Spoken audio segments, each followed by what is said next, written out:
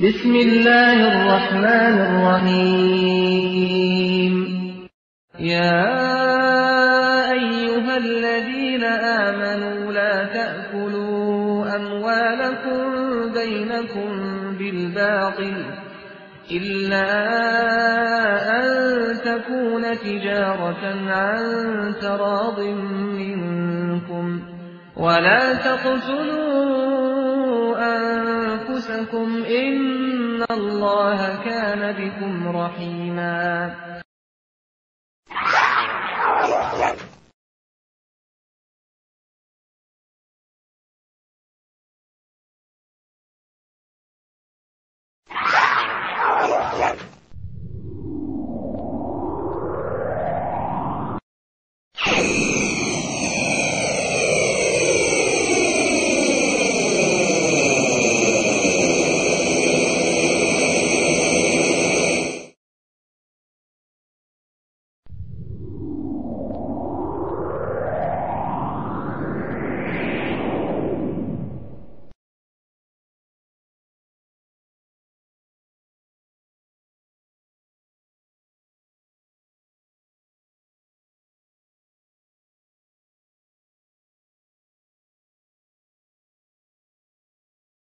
بسم الله الرحمن الرحيم وجاءت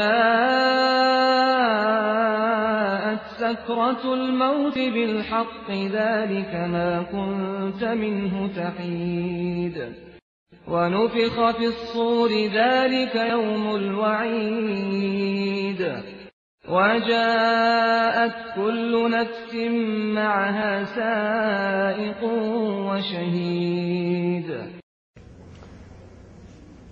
إن الحمد لله نحمده ونستعينه ونستغفره ونعوذ بالله من شرور أنفسنا ومن سيئات أعمالنا من يهده الله فلا مضل له ومن يضلل فلا هادي له أشهد أن لا إله إلا الله وحده لا شريك له وأشهد أن محمدا عبده ورسوله أما بعد أعوذ بالله من الشيطان الرجيم بسم الله الرحمن الرحيم كل نفس ذائقة الموت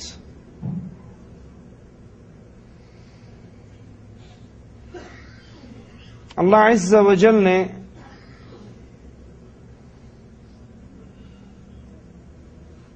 انسانوں کی ہدایت کے لیے انسانوں کو سمجھانے کے لیے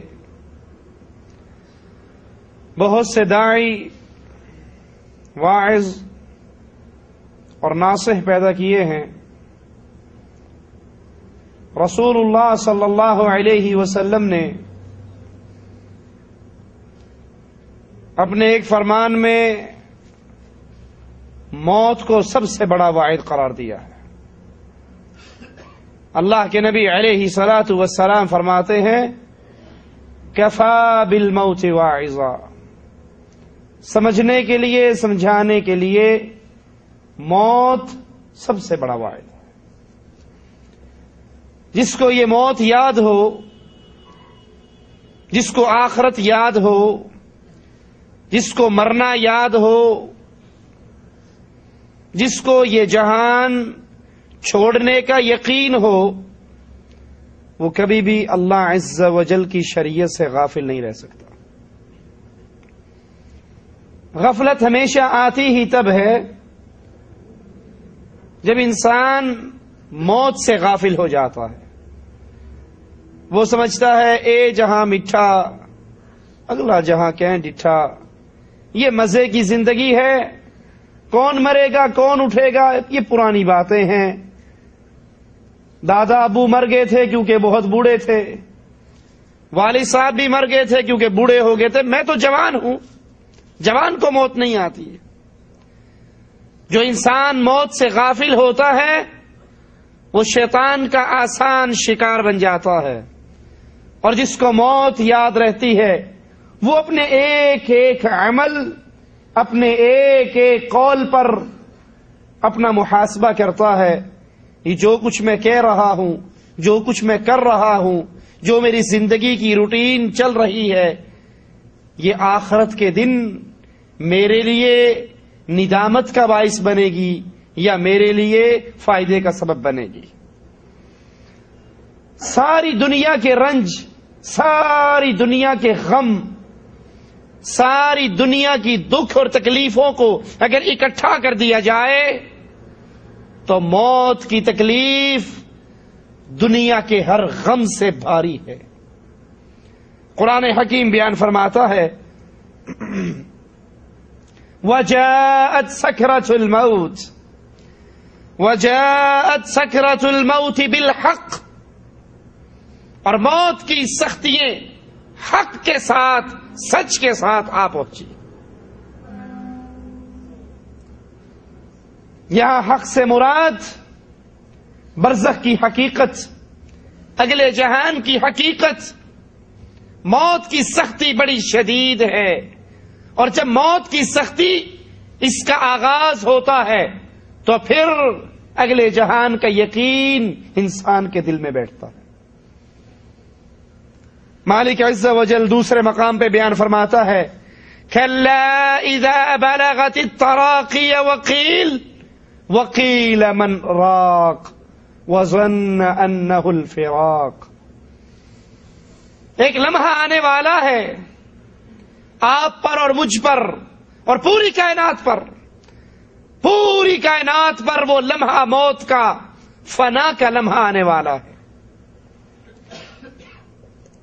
نہ یہ زمین رہے گی، نہ یہ آسمان رہے گا، نہ یہ فرشتے رہیں گے، نہ یہ جنات رہیں گے، نہ یہ انسان رہیں گے.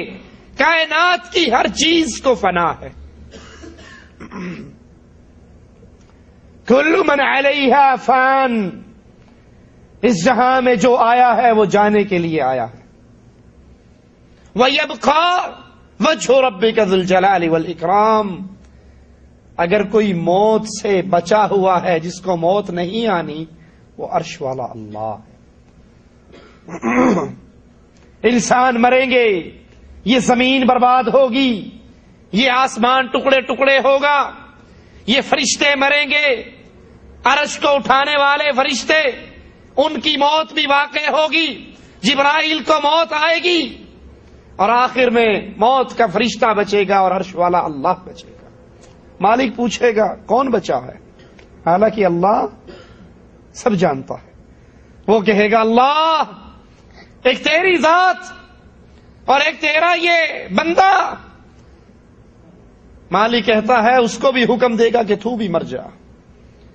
وہ فرشتہ جو لوگوں کی روحوں کو قبض کرتا ہے، بالآخر اس کو بھی موت آئے گی. میرا اللہ اعلان فرمائے گا این الجبارون، این المتکبرون، این الملوک الارض. زمین کے بادشاہ، زمین کے وڈیرے، زمین کے چودھری کہاں ہیں؟ کوئی میرا شریک ہے تو سامنے آئے، کوئی میرا ساتھی اور ساجی، میری بادشاہت میں شریک، میرے ملک میں شریک کوئی ہے تو آئے. آج کس کی بادشاہت ہے؟ کوئی جواب دینے والا ہو تو دے. مالک خود فرمائے گا للہ الواحد القہار. لوگوں نے اللہ کے شریک بنائے، اللہ کی صفات اللہ کی مخلوقات میں بانٹی، لیکن ایک گھڑی ایسے آنے والی ہے جس دن کوئی اس دھرتی پہ نہیں رہے گا. مالک عز و جل تنہا ہوگا اور فرمائے گا للہ الواحد القہار. آج قہر والے رب کی بادشاہت. یہ لمحہ جب آنا ہے، قرآن منظر پیش کر رہا ہے کہ اللہ اذا بلغت التراقی وقیل من راق وظن انه الفراق والتفت الساق بالساق الى ربك يومئذ المساق. جب یہ موت کا لمحہ آدمی یہ سمجھتا ہے کہ اب دنیا سے جدائی کا وقت آ گیا، اب اس دنیا کو چھوڑنے کا وقت آ گیا، اس وقت پنڈلی سے پنڈلی مل جاتی ہے، جس کا مطلب یہ ہے کہ موت کی تکلیف پے در پے تکلیف آتی ہے، یہاں تک کہ انسان کی جان نکال لی جاتی ہے۔ سوچئے، اللہ کے لیے سوچئے، اور اللہ سب سے پہلے کہنے والے کو سوچنے کی توفیق عطا فرمائے۔ اس موت کی تیاری کے لیے میں نے اور آپ نے کیا کر رکھا؟ جس موت سے کوئی نہیں بچ سکتا، نہ نبی بچے، نہ علی بچے، نہ ولی بچے، نہ نیک بچے، نہ برا بچے، اس کا ذائقہ سب نے چکھنا ہے۔ موت ایک ایسا شراب، ایک ایسا جام ہے جس کو سب نے پینا ہے۔ موت ایک ایسا دروازہ ہے جس سے سب نے گزرنا ہے۔ لوگوں کے جنازوں کا اعلان سننے والوں، فلاں ابن فلاں مر گیا، آج تم کسی کے جنازے کا اعلان سنتے ہو، کل کوئی تمہارے جنازے کا اعلان سنے گا۔ آج تم کسی کے جنازے کو کندھا دیتے ہو، کل کوئی تمہارے جنازے کو کندھا دے گا۔ آج تم کسی کو کفن دیتے ہو، کل کوئی تمہیں کفن دے گا۔ آج تم کسی کو قبر میں اتارتے ہو، کل کوئی تمہیں اتارے گا۔ آج تم کسی کے یتیم کے آنسو صاف کرتے ہو، کل تمہارے یتیموں کو بھی کوئی چپ کرائے گا۔ اس موت نے آنا ہے۔ اس موت کی سختی بڑی شدید ہے۔ اس موت سے بچ کوئی نہیں سکتا، اس موت سے بھاگ کوئی نہیں سکتا۔ جھوٹ بولتے ہیں وہ لوگ جو کہتے ہیں ہمارے بزرگ مرتے نہیں ہیں، بس پردہ ہی کرتے ہیں، مکان بدلتے ہیں، یہاں سے وہاں منتقل ہوتے ہیں، جانتے سارا کچھ۔ مولوی زکریا صاحب لکھتے ہیں ایک بزرگ نے دوسرے بزرگ کو غسل دیا، کفن دیا، قبر میں رکھا، غسل دیا، کفن دیا، قبر میں اتارا، چپ کر کے پڑا رہا، جب قبر میں رکھا تو اس نے انگوٹھا پکڑ لیا۔ جھوٹ بولتے ہیں۔ موت ایک ایسی حقیقت ہے جس سے نہ نبی بچ سکے، نہ ولی بچ سکے، نہ نیک بچ سکے، نہ بد بچ سکے، نہ انسان بچ سکے، نہ فرشتے بچ سکے، نہ جنات بچ سکے۔ مسند احمد میں ہے، رسول اللہ صلی اللہ علیہ وسلم فرماتے ہیں موت کی تکلیف بڑی ہی شدید ہے۔ موت کی تکلیف بڑی شدید ہے۔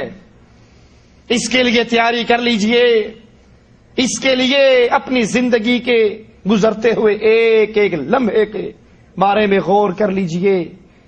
یہ زندگی جو میں گزار رہا ہوں، کیا اس زندگی کے اندر آخرت کی تیاری کا کچھ حصہ میں نے رکھا ہے؟ رسول اللہ صلی اللہ علیہ وسلم فرماتے ہیں لذتوں کو توڑ دینے والی اس موت کو یاد کیا کرو۔ لذتوں کو توڑ دینے والی کیا معنی؟ ایک بندے نے شادی کی ہے، نئی نویلی دلہن اس کے پاس ہے، اور موت کی تکلیف شروع ہو جائے، شادی کی لذتیں باقی بچے گی؟ اس نے نئی گاڑی ابھی شو روم سے لے کر آیا ہے اور موت کی تکلیفیں اترنی شروع ہو جائیں، وہ نئی گاڑی کی لذت باقی رہے گی؟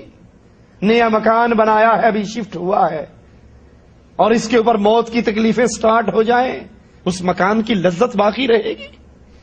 اور یاد کر لو، یہ موت بتا کر نہیں آتی، ٹیلی فون کر کے نہیں آئے گی، اطلاع دے کر نہیں آئے گی۔ یہ موت جب بھی آئے گی اچانک۔ اللہ ہمیں جب بھی موت دینا، اپنی توحید کی دعوت دیتے ہوئے شہادت کی موت دینا۔ اس موت نے اچانک آنا ہے، اطلاع دے کر نہیں آنا، اور جب آنا ہے تو پھر چانس نہیں دینا، پھر کہے میں نے نئی شادی کی ہے، نئی گاڑی لی ہے، نیا مکان بنایا ہے، ابھی تو کمائی کر کر کر کر کے سعودیہ سے واپس پہنچا ہوں، 4 دن تو اپنے دیش میں بھی رہنے دے مجھے۔ وَلَن يُؤَخِّرَ اللَّهُ نَفْسًا إِذَا جَاءَ أَجَلُهَا، جب یہ وقت آ جائے گا پھر کسی کو موقع نہیں ملے گا، پھر کسی پر نہ ایک لمحے کی تقدیم ہوگی، نہ تاخیر ہوگی۔ اس موت نے سب پر آنا ہے، اچانک آنا ہے، اور جب آنا ہے تو ٹلنا نہیں ہے۔ اللہ کے نبی فرماتے ہیں لذتوں کو توڑ دینے والی اس موت کو یاد کیا کر۔ آپ کے پاس اللہ کی کتنی نعمتیں ہوں، آپ کے پاس دنیا کی آسانیوں کے کتنے سامان ہو، ان نعمتوں کو سامنے رکھتے ہوئے موت کو بھی سامنے رکھیں۔ میں ان لذتوں میں ہوں، میں ان نعمتوں میں ہوں، لیکن یہ لذتیں ہمیشہ کی لذتیں نہیں ہیں۔ اپنے کمرے کو بڑا خوبصورت سجانے والوں، یہ کمرہ تمہارا نہیں ہے، اس میں تم نے لائٹنگ کی ہے، قالین بچھائے ہیں، اے سی لگائے ہیں، تلاجہ رکھا ہے، بہترین بیڈ ہے، خوبصورت سجا ہوا کمرہ، معطر خوشبوؤں کی مشینوں سے لگا ہوا، لیکن یاد کر لو یہ تمہارا نہیں ہے، یہ وارثوں کا ہے۔ تمہارا اور میرا اصل کمرہ وہ اس زمین کے پیٹ میں ہے۔ اس کی لائٹنگ ہو گئی، اس میں قالین بچھ گئے، ارے کیا میں نے اس کمرے کے بارے میں بھی سوچا جس میں اندھیرا ہے، جس میں سانپ ہے، جس میں بچھو ہے، جس میں تنہائی ہے، جس میں وحشت ہے، جس میں گرمی ہے، جس میں کوئی ساتھی اور ساجی نہیں ہے، ٹھنڈے پانی کا انتظام نہیں ہے، ٹھنڈے اے سی کی ٹھنڈی ہوائیں نہیں ہے، وہ کمرہ میرا اصل کمرہ ہے۔ صحیح بخاری میں ہے، رسول اللہ صلی اللہ علیہ وسلم نے جس بیماری کے اندر وفات پائی، میرے نبی کی تکلیف کی یہ کیفیت تھی کہ آپ نے ٹھنڈے پانی کا ایک پیالہ اپنے پاس رکھا ہو، ہاتھ اس کے اندر ڈالتے اور اس ٹھنڈے پانی کو اپنے چہرے پہ پھیرتے، اس ٹھنڈے ہاتھ سے اپنے چہرے کو سکون دیتے، اپنے چہرے پہ چادر ڈالتے اور کبھی چادر کو اتارتے اور پھر فرماتے سبحان اللہ ان للموت لسکرات، اللہ پاک ہے، موت کی تکلیف بڑی شدید ہے۔ حضرت عائشہ رضی اللہ تعالی عنہا فرماتی ہیں، میں یہ سمجھا کرتی تھی کہ موت کی تکلیف برے آدمی کو ہوتی ہے، لیکن جب میں نے اپنے آقا امام اعظم محمد الرسول اللہ صلی اللہ علیہ وسلم کی موت کی تکلیف کو دیکھا، اس کے بعد میں نے یہ کہنا چھوڑ دیا، میرے نبی علیہ الصلوۃ والسلام پر موت کی تکلیف بڑی شدید آئی۔ عمر بن عاص رضی اللہ عنہ وارضا فرماتے ہیں، میں ان لوگوں پر بڑا تعجب کرتا ہوں، ان کے معاملے میں بڑا حیران ہوتا ہوں جن کی ہوش عقل سلامت ہوتی ہے، موت کی بیماری میں ہوتے ہیں، لیکن وہ موت کی کیفیت کو بیان نہیں کر سکتے۔ میں بڑا حیران ہوتا ہوں کہ یہ ابھی ان کی ہوش و حواس ٹھکانے ہے تو یہ ہمیں کیوں نہیں بتاتے کہ موت کی کیفیت یہ ہے، موت کی تکلیف یہ ہے۔ جب عمر بن عاص رضی اللہ عنہ وارضا پر موت کا وقت آیا تو عبداللہ ابن عباس رضی اللہ عنہ وارضا نے ان کو انہی کا جملہ یاد کروایا۔ آپ کہا کرتے تھے کہ میں ان پر بڑا حیران ہوتا ہوں جن پر جب موت آتی ہے ان کی ہوش و حواس ٹھکانے ہوتی ہے، وہ کیفیت بیان نہیں کرتے۔ عمر بن عاص ابن عباس کا جملہ سن کر رضی اللہ عنہم اجمعین ٹھنڈی آہ بھرتے ہیں، آہ، اور پھر کہتے ہیں موت کی تکلیف کو بیان نہیں کیا جا سکتا۔ بس یوں سمجھو جیسے آسمان زمین پہ ٹوٹ کے گر چکا ہے اور میں آسمان اور زمین کے درمیان پسا ہوا ہوں، میرا پیٹ کھجور کے کانٹوں سے بھر دیا گیا ہے اور میرا سانس سوئی کے ناکے سے ہو کر، اس باریک سوراخ سے ہو کر میں سانس لے رہا ہوں۔ آسمان زمین پہ گر چکا ہے اور میں اس کے درمیان مسل دیا گیا ہوں، پیٹ میرا کھجور کے کانٹوں سے بھرا ہوا ہے اور میں اتنی مشکل سے سانس لے رہا ہوں گویا یہ سانس سوئی کے ناکے سے ہو کر آ رہا ہے۔ حضرت شداد رضی اللہ عنہ وارضا فرماتے ہیں، موت کا لمحہ دنیا اور آخرت کی تمام ہولناکیوں میں سب سے زیادہ ہولناک ہے۔ دنیا اور آخرت کی ساری تکلیفیں ایک طرف، ان ہولناکیوں میں یہ موت کی تکلیف بہت شدید ہے۔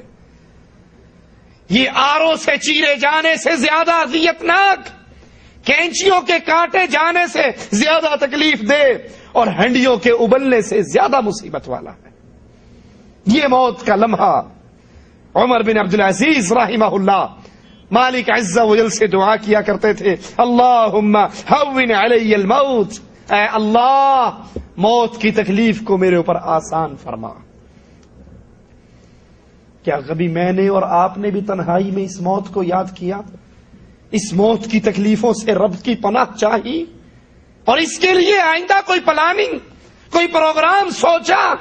سردی آنے پر تو گرم کپڑے خریدتے ہیں، گرمی آنے پر ٹھنڈے کپڑے لیتے ہیں، سردی کے آنے پہ ہیٹر کا انتظام کمروں میں کرتے ہیں، گرمیوں کے آنے پہ اے سی اور کولر ٹھیک کرواتے ہیں، لیکن ایک موسم موت کا موسم بھی آ رہا ہے، اور جو ایسا شدید ہے، ایسا خطرناک ہے کہ کسی بھی لمحے آ سکتا۔ سردی کا تو پتا ہے نا، سردی سٹارٹ ہوئی ہے، 4-5 مہینے سردی رہے گی، گرمی سٹارٹ ہوئی ہے، 4-5 مہینے گرمی رہے گی، اس کا تو پتا ہے، اس کے تو وقت مقرر ہے، لیکن موت کا وقت وہ فکس نہیں ہے۔ وہ مالک چاہے بڑھاپے میں بلائے، وہ چاہے جوانی میں بلائے، وہ چاہے پیدا ہونے کے چند لمحوں کے بعد ہی بلا لے۔ وہ آزاد ہے، وہ مختار کل ہے، اس کو اجازت نہیں لینی پڑتی، پوچھنا نہیں پڑتا۔ وہ جس کو اٹھا رہا ہے بھلے وہ محمد کا بیٹا بھی کیوں نہ ہو صلی اللہ علیہ وسلم، وہ اٹھا لیتا ہے۔ میرے نبی کی آنکھوں سے آنسو بہتے ہیں اور کہتے ہیں ابراہیم تیری جدائی نے ہمیں غمناک کر دیا ہے، لیکن بیٹا تیرے بابا کی زبان سے جملے وہی نکلیں گے جس سے عرش والا راضی ہوگا، انا للہ و انا الیہ راجعون۔ اللہ کے لیے اس موسم کے بارے میں سوچئے۔ ابن ماجہ میں ہے، ابن عمر رضی اللہ عنہ وارضا فرماتے ہیں ہم رسول اللہ صلی اللہ علیہ وسلم کے ساتھ تھے، ایک انصاری آیا، سلام کیا اور پھر کہنے لگا یا رسول اللہ صلی اللہ علیہ وسلم، مومنوں میں سب سے افضل مومن کون ہے؟ آپ نے فرمایا جس کا اخلاق سب سے اچھا ہو۔ سوچئے اے اہل ایمان، آپ کی اور میرے اخلاق کی کیا کیفیت ہے؟ تھوڑی سی کسی سے تلخی ہو اور اس کو ماں کی گالیاں، بہن کی گالیاں، بھائی کی گالیاں، بیٹیوں کی گالیاں ہمارے منہ سے نکلتی ہے، یہ اہل ایمان کا شیوا نہیں ہے۔ صحابی پوچھتے ہیں یا رسول اللہ صلی اللہ علیہ وسلم، مومنوں میں سب سے افضل مومن کون سا ہے؟ فرمایا جس کا اخلاق سب سے بہتر ہو۔ فرمایا یا رسول اللہ صلی اللہ علیہ وسلم، مومنوں میں سب سے زیادہ عقل مند مومن کون سا ہے؟ فرمایا جو موت کو سب سے زیادہ یاد کرے۔ اہل ایمان میں عقل مند مومن وہ ہے جو سب سے زیادہ موت کو یاد کرے اور موت کے بعد آنے والے دنوں کی تیاری کرے۔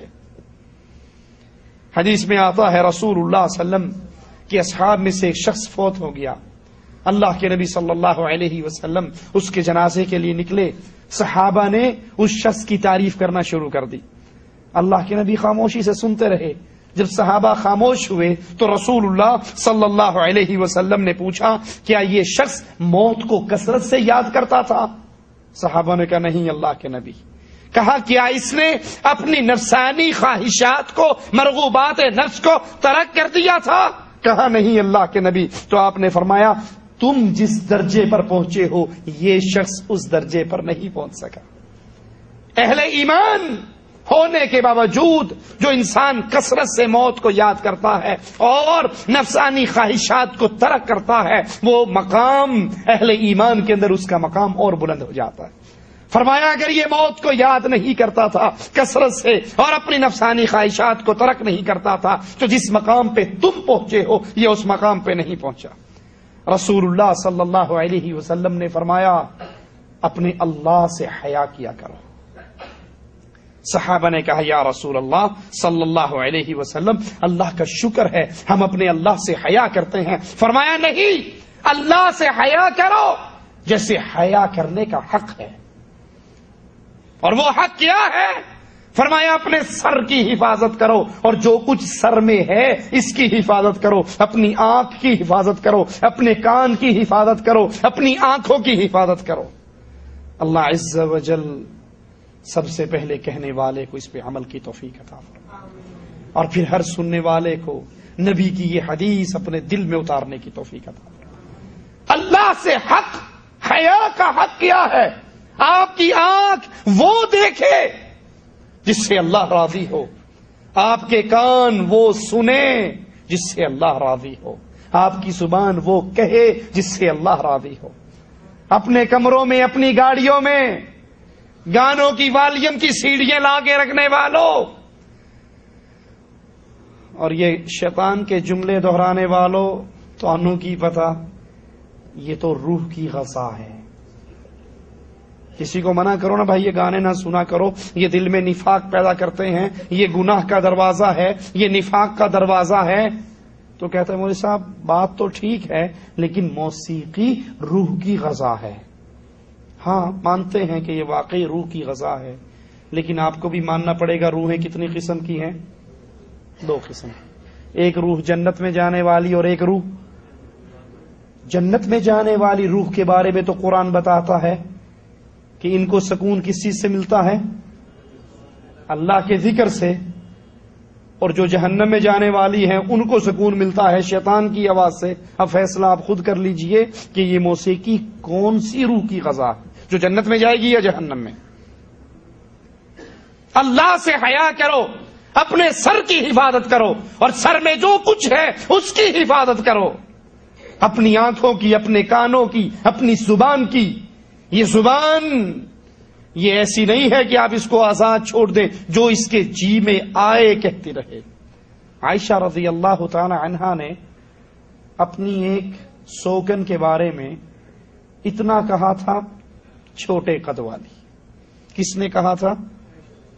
کون؟ عائشہ رضی اللہ تعالی عنہا، جن کے شاگرد حدیث بیان کرتے ہوئے عائشہ رضی اللہ تعالی عنہا کے بارے میں کہا کرتے تھے کہ یہ حدیث مجھے حبیب خدا کے، حبیب خدا اللہ، اور اللہ کے حبیب کون؟ محمد رسول اللہ، اور محمد رسول اللہ کی محبوبہ کون؟ عائشہ. یہ میں نے اللہ کے نبی کی حبیبہ سے یہ جملہ سنا ہے، آپ کی سب سے زیادہ پیاری ہستی سے یہ جملے سنے ہیں. اس نے اپنی ایک سوکن کے بارے میں، اپنے خامن کی دوسری بیوی کے بارے میں صرف اتنا کہا تھا یہ چھوٹے قد کی ہے. گالی نہیں دی، اسے چور نہیں کہا، اسے بے ایمان نہیں کہا، اسے فتنہ باز عورت نہیں کہا، کچھ نہیں کہا، صرف اتنا کہا کہ اس کا قد تو بہت چھوٹا ہے. اللہ کے نبی فرماتے ہیں عائشہ تیرے اس ایک چھوٹے سے جملے کو اگر میں سمندروں میں ڈال دوں تو سارے سمندر زہریلے ہو جائیں. رسول اللہ صلی اللہ علیہ وسلم فرماتے ہیں سب سے بڑا سود، چھوٹے سود کا گناہ کتنا ہے؟ ماں کے ساتھ بدکاری، یہ سود کا سب سے چھوٹا درجہ ہے. آپ نے فرمایا سب سے بڑا سود یہ ہے کہ مسلمان کی عزت کو اچھالا جائے، او کما قال علیہ الصلوۃ والسلام، اس کی غیبت کی جائے، اس کی چغلی کی جائے، اس کی عزت میں طعن کیا جائے. یہ سود کا سب سے بڑا گناہ. زبان کی حفاظت کیجئے، کان کی حفاظت کیجئے، آنکھ کی حفاظت کیجئے، اور پیٹ کی حفاظت کیجئے، اور پیٹ کے ساتھ جو کچھ ہے اس کی حفاظت کیجئے. مراد اس سے شرمگاہ ہے. اور یاد کرو قبر میں ہڈیوں کے گل سڑ جانے کو یاد کرو. اور جو شخص آخرت کی زندگی کا خواہش مند ہو اسے چاہیے دنیا کی زیب و زینت کو چھوڑ دے. جس شخص نے یہ سارے کام کیے تو اس نے اللہ سے ایسے حیا کی جیسے حیا کرنے کا حق ہے. صحیح بخاری میں ہے رسول اللہ صلی اللہ علیہ وسلم فرماتے ہیں لا تتمنوا الموت، کبھی موت کو یاد نہ کرو، موت کی تمنا نہ کرو. موت کو کثرت سے یاد کرو لیکن موت کی تمنا نہ کرو. ہمارے ہاں کیا ہوتا ہے، تھوڑی سی تکلیف آئے تو ہم فوراً کیا کہتے ہیں؟ مر جاندہ تے چنگا ہی سی، مر جاؤں گا تو جان چھوٹے گی. موت کے سوال کرتے ہیں، موت کی تمنا کرتے ہیں، موت کی خواہش کرتے ہیں. اور کتنے وہ بدنصیب ہیں جو خودکشی کرتے ہیں. کوئی دریا میں ڈوب جاتا ہے، کوئی گاڑی کے نیچے آ جاتا ہے، کوئی ٹرین پہ منڈی رکھ دیتا ہے، کوئی کچھ کر جاتا ہے، کوئی کچھ کر جاتا. خودکشی اسلام میں حرام ہے. آپ نے فرمایا موت کی تمنا نہ کرو، موت نہ مانگو، کیونکہ ہو سکتا ہے جو نیک ہے وہ اپنی نیکی کے اندر اور اضافے کرے گا، نمازیں پڑھے گا، روزے رکھے گا، حج کرے گا، زکوٰۃ دے گا، صدقہ دے گا، اس کے اجر اور ثواب کے اندر اضافہ ہوگا. اور جو گناہگار ہے وہ بھی موت نہ مانگے، چھوٹی چھوٹی تکلیف آنے پر اپنے پلے پھنسار کر اللہ سے موت کے لیے دعائیں نہ کرے، کیونکہ ہو سکتا ہے اللہ اس کو معافی کی توفیق عطا فرمائے، وہ معافی مانگ کے سارے گناہوں کو معاف کروا لے، اور نیک جتنا عرصہ زندہ رہے گا اس کی نیکیوں کے اندر اضافہ ہوگا۔ لیکن صحیح بخاری میں ہے کہ شہادت کی دعا مانگنا جائز ہے۔ رسول اللہ صلی اللہ علیہ وسلم نے خود اللہ سے دعا کی، والذی نفسی بیدی، اس کی قسم جس کے ہاتھ میں محمد صلی اللہ علیہ وسلم کی جان ہے، لوددت انی اقتل فی سبیل اللہ، میرا جی چاہتا ہے میں اللہ کے راستے میں قتل ہو جاؤں، ثم احیا، مجھے پھر زندہ کیا جائے، ثم اقتل، مجھے پھر قتل کیا جائے، مجھے پھر زندہ کیا جائے، مجھے پھر قتل کیا جائے، مجھے پھر زندہ کیا جائے، مجھے پھر قتل کیا جائے۔ شہادت کی دعا مانگنا جائز ہے، یہ تمنا کرنا جائز ہے، ہمارے نبی کریم صلی اللہ علیہ وسلم نے کی، لیکن اس کے علاوہ ویسے موت مانگنا، موت کی تمنا کرنا، اس سے رسول اللہ صلی اللہ علیہ وسلم نے منع فرمایا۔ حضرت انس فرماتے ہیں اللہ کے نبی علیہ الصلوۃ والسلام پر موت کی تکلیف بڑی شدید ہوئی، حضرت فاطمہ آئی، کہنے لگی واہ کرب ابتا، ہائے میرے بابا کی تکلیف، میرے بابا کا غم، میرے بابا کا دکھ، موت کی یہ شدت، موت کی یہ تکلیف۔ رسول اللہ صلی اللہ علیہ وسلم نے اپنی لخت جگر فاطمہ رضی اللہ تعالی عنہا کا یہ جملہ سنا تو فرمانے لگے لا کرب علی ابیک بعد اليوم، اے فاطمہ آج کے بعد تیرے بابا پہ پھر کوئی تکلیف نہیں آئے گی، یہ زندگی کی آخری تکلیف ہے، آج کے بعد تیرے بابا پہ تکلیف نہیں آئے گی۔ جب انسان کی روح قبض کی جاتی ہے، آسمان سے فرشتے اترتے ہیں، مومن انسان کو فرشتے اس کی روح قبض کرنے کے لیے آتے ہیں تو کیا سلوک کرتے ہیں، آئیے اللہ کے قرآن سے سنتے ہیں۔ الذین تتوفاہم الملائکۃ طیبین یقولون سلام علیکم، نیک اور متقی لوگوں کی روح قبض کرنے کے لیے جب فرشتے آتے ہیں تو کہتے ہیں سلام علیکم، تم پہ اللہ کی سلامتی ہو۔ اہل ایمان، اہل توحید، مواحد بندے کی روح جب قبض کی جاتی ہے فرشتے اس کو آ کر اللہ کی طرف سے سلامتی کا پیغام دیتے ہیں۔ تحیتہم یوم یلقونہ سلام، جس روز اہل ایمان اپنے اللہ کو ملیں گے ان کا استقبال سلام سے ہوگا، اور یہ خاصہ صرف اہل توحید کا ہے۔ اہل توحید تنہا ہے اس فضیلت کے اندر کہ موت کے وقت بھی آنے والے فرشتے ان کو سلام عرض کریں گے، اور جو بندہ شرک کی لعنت میں ملوث ہو جائے، جس کے عقائد شرکیہ، جس کی اعمال شرکیہ ہو، ان پر اللہ کے فرشتے لعنت کا پیغام لے کر آتے ہیں۔ صحیح بخاری میں ہے رسول اللہ صلی اللہ علیہ وسلم نے فرمایا جو شخص اللہ سے ملاقات کرنا پسند کرتا ہے تو اللہ بھی ایسے بندے سے ملاقات پسند کرتا ہے۔ عائشہ رضی اللہ تعالی عنہا فرمانے لگی یا رسول اللہ صلی اللہ علیہ وسلم، ہم سب موت کو ناپسند کرتے ہیں، ہم میں سے کسی کو موت پسند نہیں، ہم موت کو ناپسند کرتے ہیں، اور آپ فرماتے ہو جو اللہ کی ملاقات کو پسند کرے اللہ اس کی ملاقات پسند کرتا ہے۔ تو نبی کریم صلی اللہ علیہ وسلم نے فرمایا عائشہ اس کا یہ مطلب نہیں، اس کا مطلب یہ ہے کہ مومن پر جب موت کا وقت آتا ہے، اللہ ہم جتنے بیٹھے ہیں تجھ سے تیرے پیارے اسماء و صفات کا واسطہ دے کے سوال کرتے ہیں، اے اللہ ہم سب کو موت حالت ایمان میں عطا فرمانا۔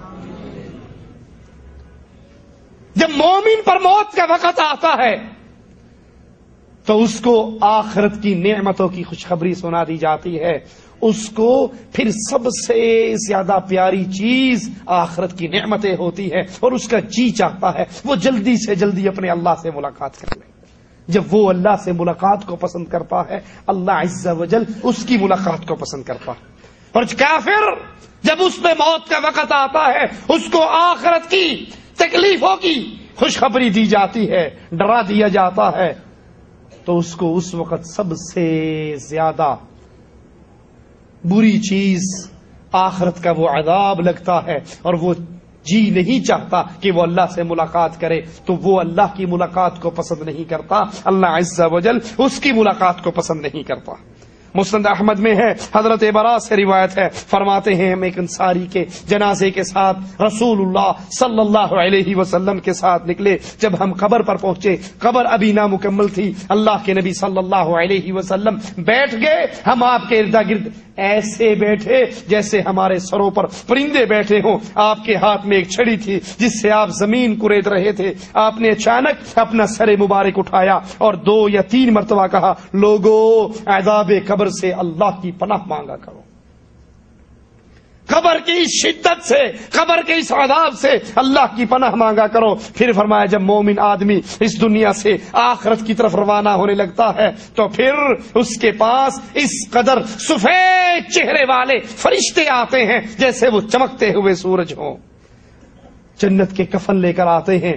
جہاں تک اس مومن کی نگاہ کام کرتی ہے وہاں تک آ کر بیٹھ جاتے ہیں. اور پھر موت کا فرشتہ ملک الموت آتا ہے اور اس کو کہتا ہے اپنی پیاری روح کو باہر نکال. ان ربک علیک راض، اور تیرے لیے خوشخبری ہے، اپنی روح کو باہر نکال، تیرا اللہ تجھ سے راضی ہو چکا ہے. اللہم اجعلنا منہم ومعاہم وفی. اللہ ہمیں بھی ان خوش نصیبوں میں شامل فرمانا. اپنی پیاری روح کو باہر نکال، اور اس کیفیت میں کہ خوشخبری ہے تیرے لیے، اللہ تجھ سے راضی ہو چکا ہے. وہ روح باہر نکلتی ہے، اس کا منظر کیا ہوتا ہے؟ مشکیزہ پانی سے بھری ہو اور اس کا منہ بند ہو، اچانک منہ کو کھول دو تو کس طرح پانی اچھلتا ہوا باہر نکلتا ہے. مومن کی روح ایسے باہر نکلتی ہے. جنت کے لبادوں میں، جنت کی ریشمی چادروں میں، جنت کے کفن میں جنت کی خوشبوئیں لگا کر اس کو اس میں لپیٹ لیا جاتا ہے. موت کے فرشتے سے باقی فرشتے اس کو ہاتھ میں لیتے ہیں اور یہ روح آسمان کی طرف بلند ہوتی ہے. راستے میں ملنے والے فرشتے اس پہ سلام عرض کرتے ہیں اور خوشخبری دیتے پوچھتے ہیں کس خوش نصیب کی روح جا رہی ہے. وہ جواب میں کہتے ہیں فلاں ابن فلاں. دنیا میں سب سے پیارا نام جو اس کا لیا جاتا تھا وہ نام لے کر کہا جاتا ہے فلاں ابن فلاں کی روح ہے. پہلے آسمان پر پہنچتے ہیں، پہلے آسمان کے دروازے کھلتے ہیں، آسمان کے فرشتے دوسرے آسمان تک ساتھ جاتے ہیں، دوسرے کے دروازے کھلتے ہیں، اعلی حد القیاس 7ویں آسمان تک پہنچتے ہیں. مالک عز و جل حکم فرماتا ہے میرے بندے کا نام اہل ایمان کی روحوں کی جگہ علیین میں لکھ دیا جائے. اور جب اللہ کے دشمن کی طرف جس نے اس دنیا میں اللہ کی دی ہوئی ساری نعمتیں استعمال کرنے کے باوجود اپنے رب کو نہ پہچانا، وہ کپڑے کی کوالٹی پہچان جاتا تھا، وہ جوتی کی کوالٹی جانتا تھا، وہ دنیا کے ہر مسئلے میں ریسرچ کر لیا کرتا تھا، لیکن نہ اس نے کبھی قرآن کو ترجمے سے پڑھا، نہ اللہ کی توحید کو سمجھا، نہ دین اسلام کو سمجھا. اور اس نے کہا مولویاں دا کام ہے، اسی کاروباری لوگ ہیں، ساڈے کول ٹائم ہی نہیں ہوتا، ہمیں ضرورت نہیں ہے. مولوی صاحب کی تنخواہ اپنے جیب سے دیتا ہوں اور وہ جو کچھ کرتا رہے گا مجھے ملتا رہے گا. میں نے ساری تحقیق، ساری ریسرچ، سارا کام اس دنیا کے کمانے پہ کرنا ہے. دین تو مولویوں کا کام ہے. جس نے ایسے دنیا گزاری اس کے پاس جب فرشتے آتے ہیں ڈراؤنی شکل، خوفناک شکل میں، اور جہاں تک اس کی نگاہ کام کرتی ہے فرشتے بیٹھ جاتے ہیں. ملک الموت آتے ہیں، اس کو کہتے ہیں اپنی خبیث روح کو باہر نکال. انا ربک علیک غضبا، اور اس کیفیت میں نکال کہ تیرا اللہ تجھ سے ناراض ہو چکا ہے. اللہم لا تجعلنا منہم ولا معہم. اللہ ہمیں ان بد نصیبوں میں شامل نہ فرمانا. اس کی روح جہنم کے گندے ٹاٹ میں لپیٹ لی جاتی ہے جو بدبو سے بھری ہوئی، حدیث میں آتا ہے جیسے مردار میں سے بدبو اٹھتی ہے، اس کی روح میں سے ایسے بدبو اٹھتی. وہ روح جسم کے اندر چھپنے کی کوشش کرتی ہے، فرشتے اس کو نکالتے ہیں. جس طرح ململ کے دوپٹے کو کانٹوں والی جھاڑی پہ ڈال دیا جائے اور پھر ایک کنارے کو پکڑ کے کھینچ لیا جائے، یہ ململ کا کپڑا تار تار ہو جائے گا. اسی طرح ظالم کی روح جب نکلتی ہے اس کے جسم کی یہ کیفیت بنتی ہے. فرشتے اس پہ لعنت کرتے ہیں کس خبیث کی روح ہے. جواب ملتا ہے فلاں ابن فلاں. دنیا میں گندے ترین نام سے اس کو پکارا جاتا ہے.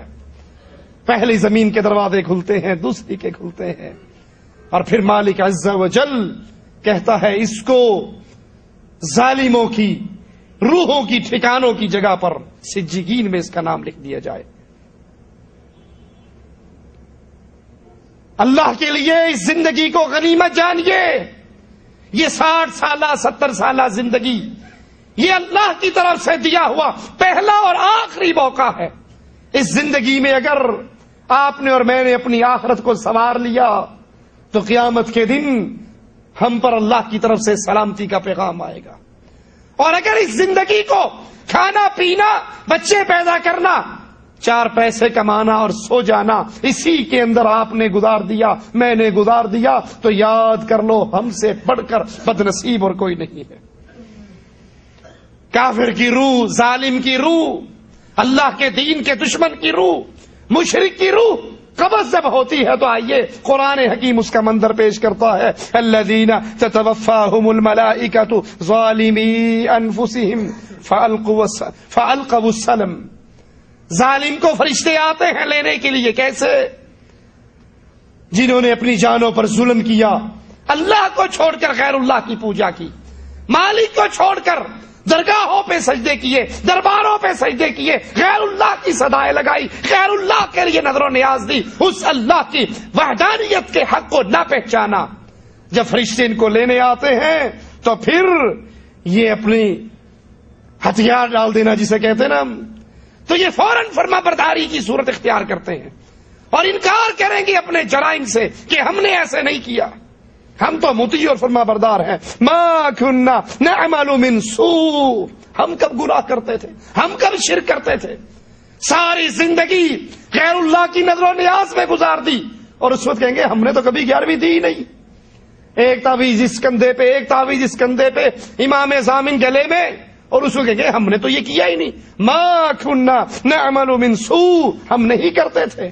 بلا ان اللہ علیم بما کنتم تعملون، نہیں، ہرگز نہیں، جو کچھ تم کرتے تھے تمہارا اللہ تمہیں جانتا۔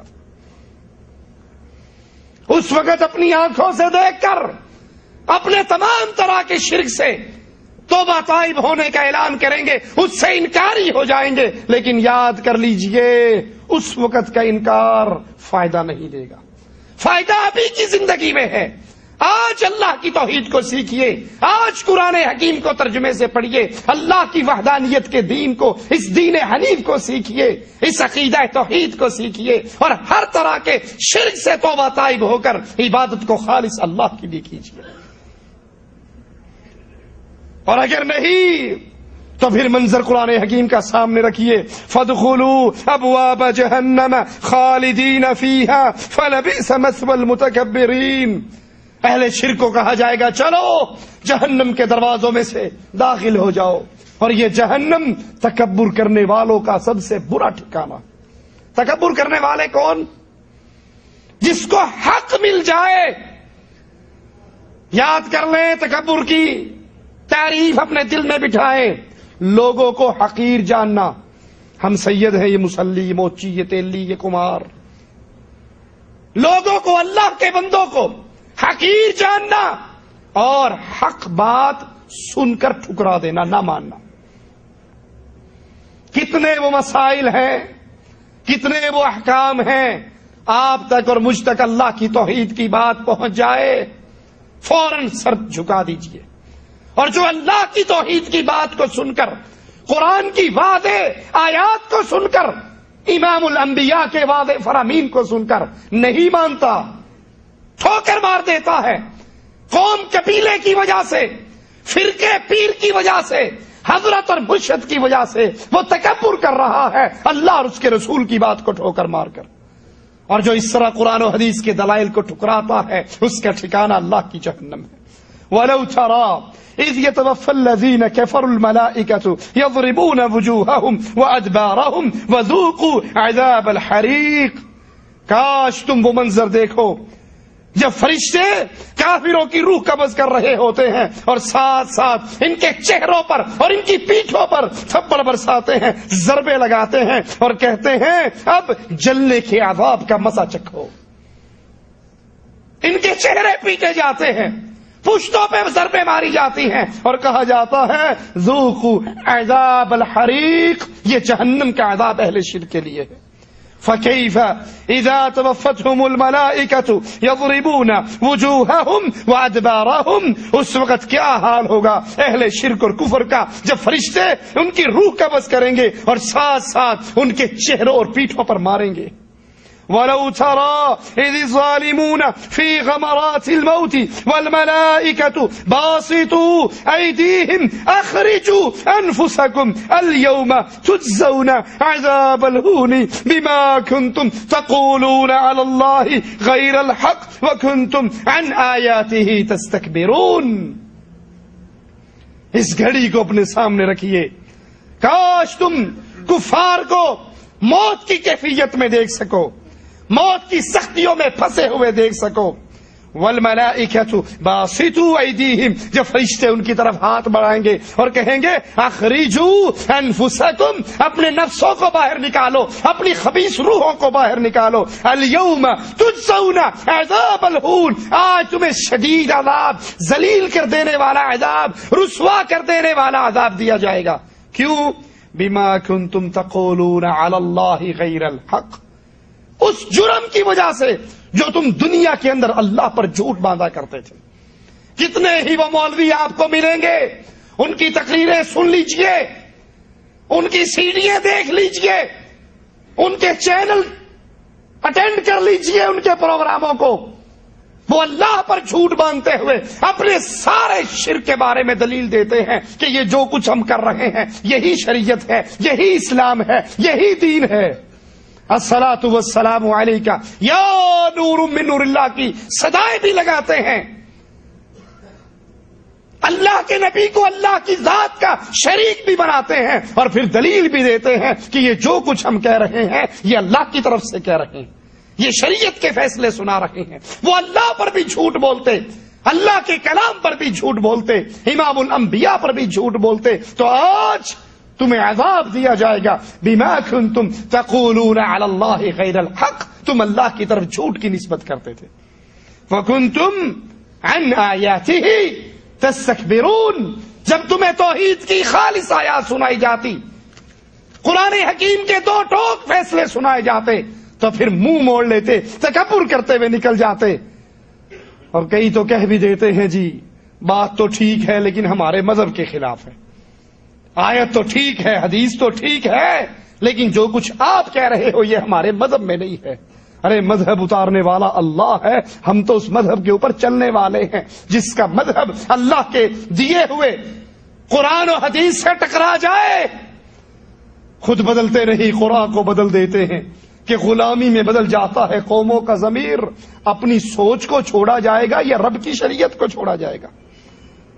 مسند احمد میں ہے، برا بن عازب فرماتے ہیں ہم ایک انصاری کے جنازے کی تدفین کے لیے اللہ کے نبی صلی اللہ علیہ وسلم کے پاس کے ساتھ نکلے، قبرستان میں پہنچے، رسول اللہ صلی اللہ علیہ وسلم نے فرمایا عذاب قبر سے اللہ کی پناہ مانگا کرو، یہ عذاب قبر بڑا شدید ہے، اللہ سے سوال کیا کرو کہ اللہ عز و جل اس عذاب سے محفوظ رکھے۔ رسول اللہ صلی اللہ علیہ وسلم نے قرآن حکیم کی آیت تلاوت فرمائی، ان الذین کذبوا بآیاتنا واستکبروا عنها، جو لوگ ان الذین کذبوا بآیاتنا، جو ہماری آیات کو جھٹلاتے ہیں، تکبر کرتے ہیں، اللہ کے قرآن کو سن کر پھر منہ موڑ لیتے ہیں، حدیث رسول کو سن کر پھر گردن موڑ لیتے ہیں، ان کی کیفیت کیا ہوگی، ان کے ساتھ سلوک کیا ہوگا؟ لا تفتح لهم ابواب السماء، ان کے لیے آسمان کے دروازے نہیں کھولے جائیں گے۔ ولا يدخلون الجنہ، اہل شرک یاد کر لیجئے، یہ قرآن کی آیات سنا رہا ہوں، اہل کفر، اہل شرک، اللہ کی آیات کا انکار کرنے والے، توحید کے مضمون کو سن کر ٹھوکر مار دینے والے، ان کے لیے آسمان کے دروازے نہیں کھلیں گے۔ ولا يدخلون الجنہ نہ یہ اللہ کی جنت میں داخل ہوں گے حتی یلج الجمل فی سم الخیاط، ان کا جنت میں جانا اتنا امپاسبل ہے جس طرح سوئی کے ناکے میں سے اونٹ کا گزر جانا مشکل ہے.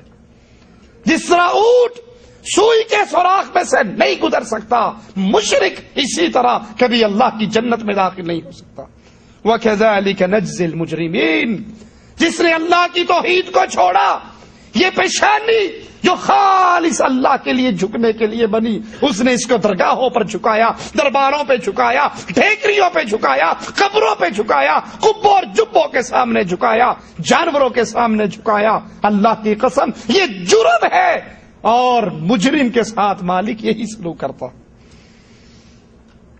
اس کے بعد رسول اللہ صلی اللہ علیہ وسلم نے قرآن حکیم کی یہ آیت تلاوت فرمائی، وَمَن يُشْرِكْ بِاللَّهِ فَكَأَنَّمَا خَرَّ مِنَ السَّمَاءِ. وَمَن يُشْرِكْ بِاللَّهِ، جو اللہ کے ساتھ شریک بنائے اس کی ذات میں. رسول اللہ صلی اللہ علیہ وسلم کو نور من نور اللہ کہہ کر، حضرت علی کو اللہ کے نور کا ٹکڑا کہہ کر کہ اللہ نے سب سے پہلے اپنے نور میں سے پنجتن پاک کے نور کو پیدا کیا. جو اللہ کا شریک بنائے اس کی ذات میں، اس کی صفات میں، اس کی عبادت میں، کہ سجدہ اللہ کے لیے بھی ہے، قبروں پر بھی ہے، رکوع اللہ کے لیے بھی ہے، درگاہوں پر بھی ہے، ذبح اللہ کے لیے بھی ہے، درگاہوں پر بھی ہے. وَمَن يُشْرِكْ بِاللَّهِ فَكَأَنَّمَا خَرَّ مِنَ السَّمَاءِ. جس نے اللہ کے ساتھ کسی اور کو شریک بنایا وہ ایسے ہے جیسے آسمان سے گرا. فَتَخْطَفُهُ الطَّيْرُ أَوْ تَهْوِي بِهِ الرِّيحُ فِي مَكَانٍ سَحِيقٍ. یہ ایسے ہے آسمان سے گرا، اس کو پرندوں نے نوچ لیا، یا اس کو ہوا نے کسی دور دراز مقام پہ پھینک دیا، یعنی برباد ہو گیا. جس نے اللہ کے ساتھ شرک کیا، یہ جرم، شرک اکبر کا جرم اتنا بڑا جرم ہے، وہ انسان دنیا کے اندر بھی برباد اور آخرت کے اندر بھی برباد. صحیح بخاری میں ہے، رسول اللہ صلی اللہ علیہ وسلم نے فرمایا، جب جنازہ تیار ہوتا ہے لوگ اسے اپنے کندھوں پر اٹھا لیتے ہیں، نیک آدمی کہتا ہے مجھے جلدی لے کر چلو، جہاں تم مجھے لے کر جا رہے ہو وہ میری جنت کا باغ بن چکا ہے، مجھے جلدی لے کر چلو. اور برا آدمی وہ کہتا ہے افسوس مجھے کہاں لے کر جا رہے ہو، جہاں تم مجھے لے کر جا رہے ہو وہ جہنم کا گڑھا بن چکا ہے. اسی لیے اللہ کے نبی صلی اللہ علیہ وسلم نے فرمایا جنازے کو جلدی دفن کرو، جنازے کو 10 دن باہر رکھنا، 15 دن باہر رکھنا، 3 دن باہر رکھنا. ابھی اس کا بیٹا ناروے سے آئے گا، ابھی اس کا بیٹا کینیڈا سے آئے گا، ابھی اس کا بیٹا امریکہ سے آئے گا، ابھی ہمارے فلاں رشتہ دار آنے ہیں. یہ جائز نہیں ہے. اللہ کے نبی فرماتے ہیں جنازے کو جلدی دفن کرو. اگر نیک ہے تو اس کا ٹھکانہ نیک ہے، اس کو وہاں پر پہنچا دو، اگر برا ہے تو اس گند کو اپنے کندھوں سے اتار پھینکو. لوگوں، جب یہ موت برحق ہے، جب اس موت سے فرار ممکن نہیں ہے، تو سوچئے، اللہ کے لیے سوچئے، میں اور آپ کس طرح کی موت کو گلے لگانے کی تیاری کر رہے ہیں. آئیے میں آپ کے سامنے چند موتیں پیش کرتا ہوں. رسول اللہ صلی اللہ علیہ وسلم پر موت کی سختی آئی، موت کی تکلیفیں آئی، آخری لمحات موت کے آئے. اللہ کے نبی صلی اللہ علیہ وسلم حضرت عائشہ کے حجرے میں ہیں، آپ کا سر مبارک عائشہ رضی اللہ تعالی عنہا کے سینے سے لگا ہوا ہے، اور آخری لمحات میں اللہ کے نبی امت کو عظیم ترین جملوں کی وصیت کرتے ہوئے دنیا چھوڑ رہے ہیں. یہود و نصارہ پہ میرے نبی لعنت کر رہے ہیں، اے اللہ یہودیوں پہ لعنت فرما، اے اللہ عیسائیوں پہ لعنت فرما. جرم کیا ہے؟ اتخذوا قبور انبیائہم مساجدا، ان ظالموں نے انبیاء کی قبروں کو مسجدیں بنا لیا، انبیاء کی قبروں کو پوجا جانے لگا، وہاں پہ رکوع اور سجدے، ذبح اور قربانی ہونے لگی. اے اللہ اس جرم کی وجہ سے ان پہ لعنت برسا. اور امت کو مخاطب کر کے کہتے ہیں الصلاۃ الصلاۃ الصلاۃ وما ملکت ایمانکم، نماز نماز نماز، نماز کا خیال کرنا. اور اپنے غلاموں کا خیال کرنا، اپنے نوکر چاکروں کا خیال کرنا۔ سوچئے اللہ کے نبی سے محبت کے دعوے دارو، کیا ہم نے نبی کی آخری وصیت کو سنبھال کے رکھا ہے یا برباد کر دیا ہے، چھوڑ دیا ہے، ضائع کر دیا؟ کتنے وہ لوگ ہیں جو ظہر، عصر، مغرب، عشاء کی نماز پڑھ لیتے ہیں لیکن فجر کی نماز، مسجد ان کا منہ دیکھنے سے محروم، یہ مسجد کا منہ دیکھنے سے محروم۔ اللہ کے نبی پر موت آئی لیکن کیفیت کیا ہے؟ مرتے ہوئے بھی، جہان کو چھوڑتے ہوئے بھی امت کو نماز کی تلقین کر کے گئے۔ ابو بکر رضی اللہ عنہ وارضاہ پر موت آئی، حضرت عمر کو بلایا، کہنے لگے عمر، اللہ کا حق ہے رات میں جس کو اللہ دن میں قبول نہیں کرتا، اور اللہ کا حق ہے دن میں جس کو رات میں قبول نہیں کرتا۔ یہ ساری رات سونے کے لیے نہیں بنی، رات کا کچھ پہر اللہ عز و جل کے لیے عبادت میں گزارا کرو۔ سوچئے کہ بھی یہ توفیق مجھے اور آپ کو بھی ہوئی؟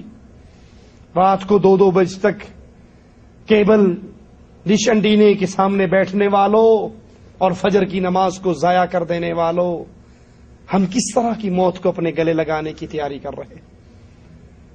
فرمایا دن میں بھی اللہ کا حق ہے، ہر دن کھانے پینے کے لیے نہیں بنا، کچھ دن اللہ کے لیے روزے بھی رکھا کرو۔ اور یہ قیام، یہ صیام انسان کو کس مقام پہ پہنچا دیتے ہیں؟ رسول اللہ صلی اللہ علیہ وسلم حضرت حفصہ سے جب ناراض ہوتے ہیں، آسمان سے جبرائیل اترتا ہے اور کہتا ہے یا رسول اللہ صلی اللہ علیہ وسلم، اللہ آپ کو حفصہ سے رجوع کرنے کا حکم دیتا ہے، کیوں؟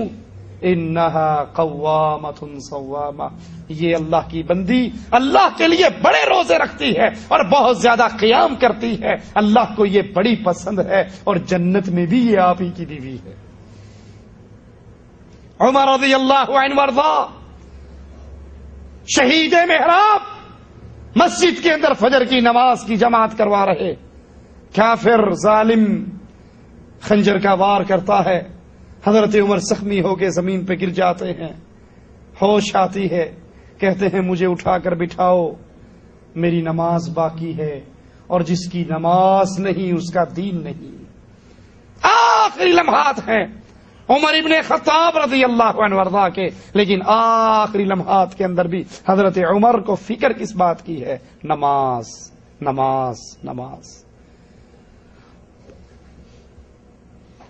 عبداللہ ابن عمر آتے ہیں، حضرت عمر کے سر کو اپنی ران پہ رکھ لیتے ہیں۔ امیر المومنین کہتے ہیں عبداللہ میرے چہرے کو اپنی ران سے اتار کے زمین پہ رکھ دو۔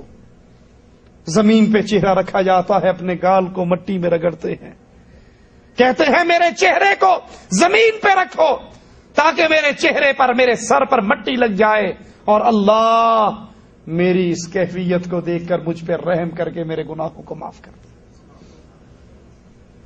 آخری لمحات ہیں امیر المومنین کے، حضرت عبداللہ کو بھیجتے ہیں جاؤ عائشہ کو سلام کہو، اور اسے یہ نہ کہنا کہ امیر المومنین نے سلام کہا ہے، اسے کہنا عمر ابن خطاب نے سلام کہا ہے، لست امیر للمؤمنین بعد اليوم، میں آج کے بعد مومنوں کا امیر نہیں۔ اور اسے کہو عمر تجھ سے سوال کرتا ہے، اپنے پیاروں کے ساتھ دفن ہونے کی اجازت مانگتا ہے، میں زندگی میں بھی محمد رسول اللہ اور ابو بکر کے ساتھ رہا، مرنے کے بعد بھی میں ان کے ساتھ دفن ہونا چاہتا ہوں۔ حضرت عبداللہ پیغام لے کر جاتے ہیں، حضرت عائشہ روتی ہیں اور کہتی ہیں یہ جگہ تو میں نے اپنے لیے رکھی تھی، ایک طرف میرے بابا کی قبر، ایک طرف میرے آقا کی قبر، تیسری قبر میں چاہتی تھی کہ میری بنے، لیکن آج میں اپنے اوپر عمر کو فوقیت دیتی ہوں، جاؤ اس کو پیغام دے دو کہ تیرے مرنے کے بعد یہی دفن کیا جائے۔ حضرت عمر کہتے ہیں عبداللہ میرے مرنے کے بعد ہو سکتا ہے اس نے میری شرم کے اندر اجازت دے دی ہو، مرنے کے بعد میری لاش کو پھر لے کر جانا اور کہنا عائشہ کی دہلیز پہ رکھ کر کہ عائشہ عمر تیرے دروازے پہ آ کر پھر اجازت مانگتا ہے، اگر اجازت دے دی تو دفن کر دینا، اور اگر اجازت نہ دے تو بقیع قبرستان میں دفن کر دینا۔ اللہ کے لیے سوچئے امیر المومنین عمر ابن خطاب کی موت، لیکن فکر کس چیز کی ہے؟ نماز کی فکر۔ جملے کیا ہے؟ نماز۔ نماز پڑھاتے ہوئے زخمی ہوتے ہیں، نماز کی فکر کرتے ہیں، نماز کی دعوت دیتے ہیں اور اپنے پیارے حبیب کے ساتھ دفن ہونے کی تمنا کرتے ہیں۔ عثمان رضی اللہ عنہ وارضا، ظالم گھیر لیتے ہیں حضرت عثمان کو، دیواریں پھلانگ کے اندر آ جاتے ہیں اور عثمان قرآن کی تلاوت کر رہے ہیں۔ حضرت نائلہ کہتی ہے عثمان آج تو ظالم تیرے گھر کی چار دیواری کی عزت کو پامال کر کے تیرے گھر میں داخل ہو چکے ہیں، تلواریں بلند ہوتی ہیں ظالموں کی۔ عثمان کی زبان سے جملہ نکلتا ہے نائلہ آخری لمحات ہیں، میری نظروں کو رب کے قرآن سے دور نہ کر، میرا اللہ سوال کرے گا جب تجھے قتل کیا جا رہا تھا تو کر کیا رہا تھا؟ میں کہوں گا اللہ ظالموں کی تلواریں میری گردن کاٹ رہی تھی اور میری نظریں تیرے قرآن کی تلاوت کر رہی تھی۔ علی رضی اللہ عنہ وارضا، موت کے لمحات آتے ہیں، اپنے گھر سے نکلتے ہیں تہجد کی نماز پڑھ کر، ذکر اذکار کرتے ہوئے مسجد کی طرف جاتے ہیں اور ظالم وار کر کے ان کو شہید کر دیتا ہے۔ مرنا میں نے اور آپ نے بھی ہے، لیکن سوچئے اپنے گھروں پہ نگاہ دوڑائیے، اپنی گاڑیوں میں نگاہ دوڑائیے، آپ کے اور میرے گھروں کے اندر کتنی وہ چیزیں ہیں جو اللہ کو ناراض کرنے کا سبب ہے۔ میں اور آپ کس قسم کی موت کو سینے سے لگانے کے لیے تیاری کر رہے ہیں؟ اللہ سے دعا ہے اللہ ہماری خطاؤں کو معاف فرمائے، اللہ ہماری سیاہکاریوں کو معاف فرمائے، اللہ ہمیں اس حال میں ملاقات کی توفیق عطا فرمائے، اللہ ہم سے راضی ہو، ہم اپنے اللہ سے راضی ہوں، اس حال میں اللہ کے پاس جائیں کہ آخری لمحات میں ہماری زبان پر لا الہ الا اللہ کا پیغام ہو، اس حال میں اللہ ہمیں موت عطا فرمائے کہ ہم اس کے راستے میں اس کی توحید کی دعوت دے رہے ہوں اور اہل شرک اس توحید کی دعوت کے جرم میں ہمیں قتل کر رہے ہوں، ہم شہادت کی موت پاتے ہوئے اللہ کے دربار میں کھڑے ہوں۔ اقول قولی ھذا واستغفر اللہ لی ولکم ولسائر المسلمین۔ درس کے بارے میں ساتھیوں سے پوچھنا ہے، بیٹھ جائیے تھوڑی دیر کے لیے، کہ یہ 8:30 شروع کیا جائے یا 8:45؟ 8:30 والے ہاتھ کھڑا کریں۔